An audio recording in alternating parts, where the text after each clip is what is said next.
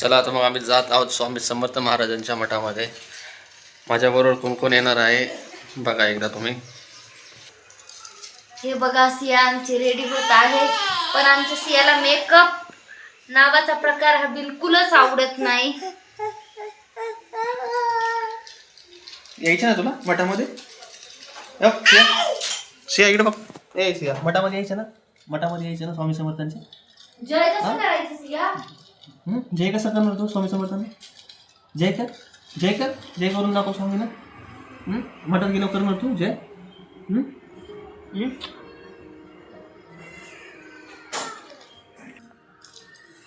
चल रेडिओ लवकर आपल्याला जायचं. चला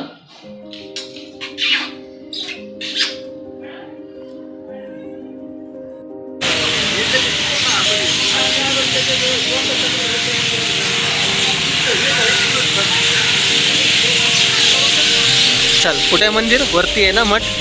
हां वरती आहे का? कुठे आहे मठ? स्वामी समर्थ महाराजांचा मठ कुठे आहे? चला चला चला चला चला चला चला.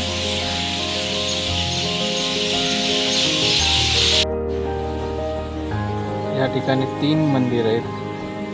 सुरुवातीला आपल्याला समोर थोडंसं पुढे गेल्यानंतर खालच्या साईडला शनी महाराजांचं एक मंदिर लागतं.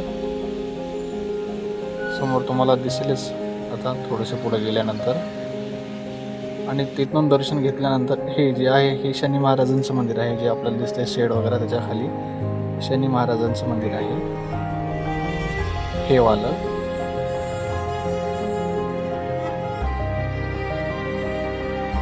शनी महाराजांचं दर्शन घेतल्यानंतर आपण इथून पुढे गेलो वरती आल्यानंतर हे आपल्याला लागतं शंकरांचं मंदिर लागतं, महादेवाचं मंदिर. बघा तुम्ही एकदा.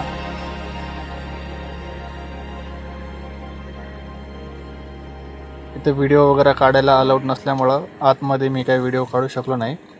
आणि आपण शंकराच्या मंदिराच्या बाजूनं आपण थोडंसं पुढे गेल्यानंतर हे आहे स्वामी समर्थांचं मठ.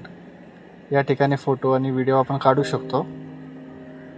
खालच्या साईडला आपण फोटो वगैरे व्हिडिओ काढू शकत नाही शंकराच्या मंदिरामध्ये. आणि हे मठाच्या बाहेरचा परिसर आहे. लहान मुलांना खेळायला खूप जागा वगैरे पण आहे इथे. बघा असं दिसतं हे स्वामी समर्थ महाराजांचं मठ. आणि ह्याच्या समोरच्या साईडलाच दत्त महाराजांचं सुद्धा मंदिर आहे.